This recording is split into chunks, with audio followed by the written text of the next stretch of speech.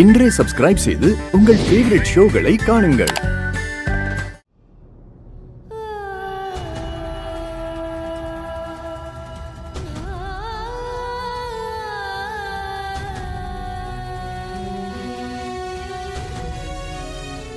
என்னை விட்டு தள்ளி போங்க.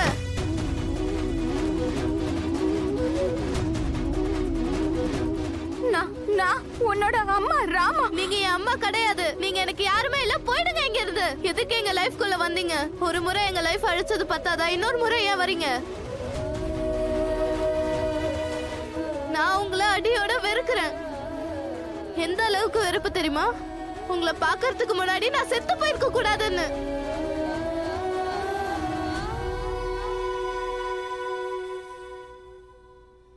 எனக்கு ஒன்னே ஒண்ணுதான் தெரியும்.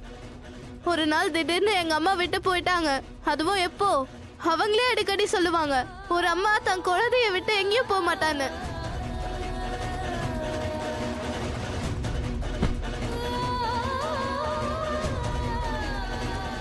என்ன பண்ணிட்டு இருந்தீங்க நீங்க? Move on. அதுக்குள்ள ஒரு புது ஆளை தேடிட்டீங்க. ஐ மீன் அப்பா இல்லனா வேற ஒருத்தர்.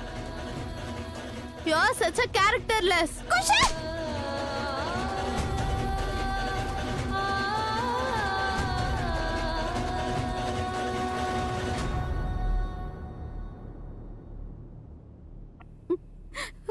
கடவுளே கிருஷ்ணா, நீங்க நீங்க என்னோட வாழ்க்கைய எந்த இடத்துல கொண்டு வந்து நிறுத்திருக்கீங்க?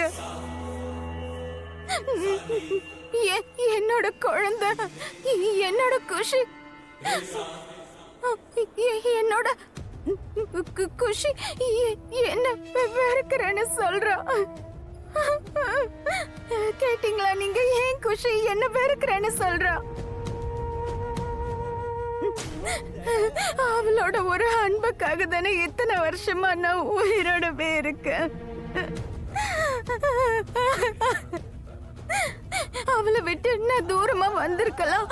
ஆனா ஒவ்வொரு நிமிஷமும் அவளை தானே நினைச்சிட்டு இருக்கேன். அவளோட அன்பையும் பாசத்தையும் நினைச்சுக்கிட்டு என் மிச்ச மீதி வாழ்க்கை வாழ்ந்துடலாம்னு நினைச்சேன். எனக்கு எனக்கு எனக்கு ஒன்னும் புரிய மாட்டேங்குது.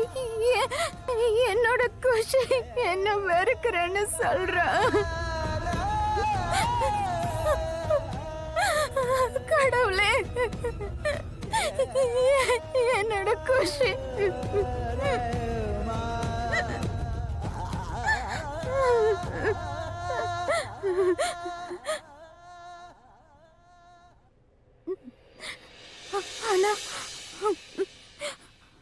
ஆனா என்னோட என்னோட குஷி தப்பே கிடையாது. அவக்கு கரெக்டா தான் இருக்கா. கரெக்டா தானே சொல்றா. நான் தானே அவளை விட்டுட்டு வந்துட்டேன். அவகிட்ட ஒரு வார்த்தை கேட்கல, அவளை கட்டி பிடிச்சுக்கல, அவகிட்ட எதுவும் சொல்லல, அவளை பார்க்காமலே வந்துட்டேன்.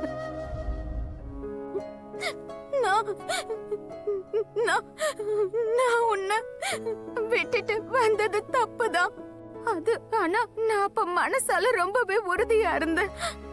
இனிமே அந்த வீட்ல உனக்கு எந்த ஆபத்தும் இல்ல, உன்னை யாரும் எதுவும் பண்ண மாட்டாங்க, நீ பாதுகாப்பா இருக்கன்றத உறுதிப்படுத்திக்கிட்டு தான் நான் உன்னை விட்டு போனேன். அப்படியெல்லாம் ஒண்ணு போகல குஷின்னா. இது எல்லாமே நான் உன்னை அடையிறதுக்காக தான் மோகன் பண்ணேன். மோகன் ப்ளீஸ் ப்ளீஸ் இவ்வளவு பெரிய தண்டனை கொடுக்காத. மோகன் ப்ளீஸ் ப்ளீஸ் இந்த மாதிரி பண்ணாத. மோகன் ப்ளீஸ். ராதிகா ஆண்டி அவங்க வீட்டுக்கு போயிட்டாங்க. வீட்டுக்கு போயிட்டாளா? என்னோட ஒய்ஃப் ராதிகா வீட்டுக்கு போயிட்டாளா? அதுவும் என்கிட்ட சொல்லாம? இல்ல அதுக்கெல்லாம் வாய்ப்பே இல்ல. அவ இங்கதான் எங்கேயாவது இருப்பா, பக்கத்துல. ஏன்னா உங்களுக்கு ரொம்ப தலைவலி வந்துருச்சான். ராதிகாக்கு தலைவலியா? ஏன் இதை யாரும் என்கிட்ட சொல்லல? அவளுக்கு தலைவலின்னு ஏன் என்கிட்ட இதை யாரும் சொல்லல?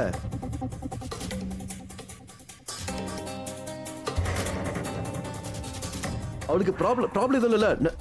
நான் போய் அவளை என்னன்னு பாத்துருவேன். யுவன், என்ன பண்றீங்க? ஏன் ராதிகாவுக்கு தலைவலி வந்திருக்கு?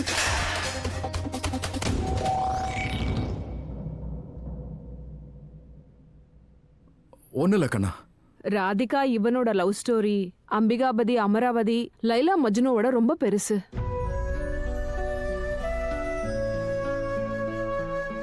அப்புறம் யுவன் அவனோட ஒய்ஃப் ராதிகாவை பைத்தியக்காரத்தனமா லவ் பண்றான். லவ் எப்பவுமே அப்படிதான். யார் லைஃப்ல காதல் இருக்கோ அவங்க லைஃப்ல எல்லாமே இருக்கும். அந்த காதல் இல்லாதவங்க கிட்ட எதுவுமே இருக்காது.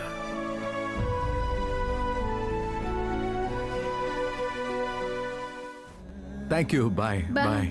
தேங்க்யூ. இனி அடிக்கடி சந்திப்போம். பாய் பாய் பாய் பாய் பாய் Bye, sir. பாய். தேங்க்யூ. பாய் பாய். மிஸ்டர் மோகன், தேங்க்யூ so மச். இன்னைக்கு நீங்க என் கிராண்ட் சைல்ட காப்பாத்திட்டீங்க. அன்னைக்கு என்ன இப்படி பேசுறீங்க? ஐயோ பாட்டி, கிராண்ட் சைல்டு இல்ல, நான் கிரேட் கிராண்ட் சைல்டு. சுமாரு கிரேட் கிராண்ட் சைல்டு. ரொம்ப அவசியமா இப்ப சொல்றது கிரேட் கிராண்ட் சைல்டு.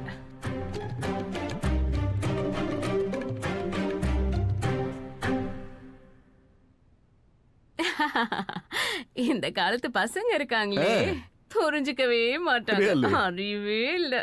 அளவுக்கு அதிகமா இருக்கு. ஓஹோ, அது வந்து மிஸ்டர் மோகன், எங்க காலத்துல எல்லாம் என்னோட டைம்ல ரொம்ப சின்ன வயசுல கல்யாணம் பண்ணி வச்சிருவாங்க. சின்ன வயசுல கல்யாணம் ஆனதுனால குழந்தையும் சீக்கிரம் பிறந்துருச்சு.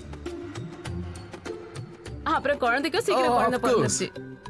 அது வந்து எனக்கு அவ்வளோலாம் வயசாகல. I'm sure.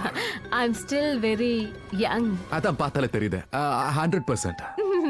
எனக்கும் அப்படித்தான் தோணுது. உங்களுக்கு ரொம்ப சின்ன வயசுலயே கல்யாணம் ஆயிருக்கும். 5-6 வயசுல எல்லாம் கல்யாணம் ஆயிருக்கும்ல.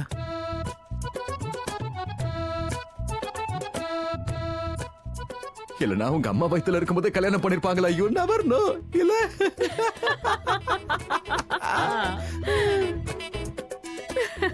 நீங்க ரொம்ப கிண்டலா பேசுறீங்க. I'm serious. ஆமா.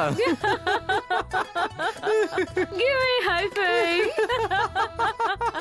வீட்டுக்கு போனாலும் நான் இதை நினைச்சு சிரிப்பேன். இப்ப புரிஞ்சு போச்சு. ஏன் திரும்ப திரும்ப குஷிய பார்க்கும் போதெல்லாம் எனக்கு உள்ளுக்குள்ள ஏதோ ஒரு உணர்வு ஏற்பட்டுச்சுன்னு.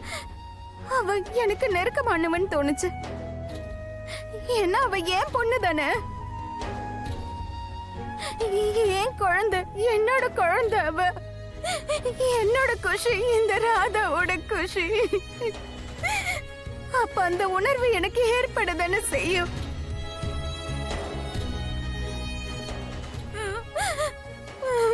ஆனா கடவுளே கிருஷ்ணா, நான் உங்ககிட்ட கெஞ்சு கேக்குறேன், உங்ககிட்ட நான் பிச்சை கேக்குறேன். எல்லாம் எப்படி இருக்கோ அப்படியே இருந்துட்டு போகட்டும். எங்க எல்லாரோட வாழ்க்கையை இப்படி சின்ன பின்னமாக்க வேண்டிய அவசியம் உங்களுக்கு இல்ல. தயவு செஞ்சு எதையும் கெடுத்துறாதீங்க. எல்லாம் எப்படி போயிட்டு இருக்கோ அப்படியே போகட்டும், விட்டுருங்க.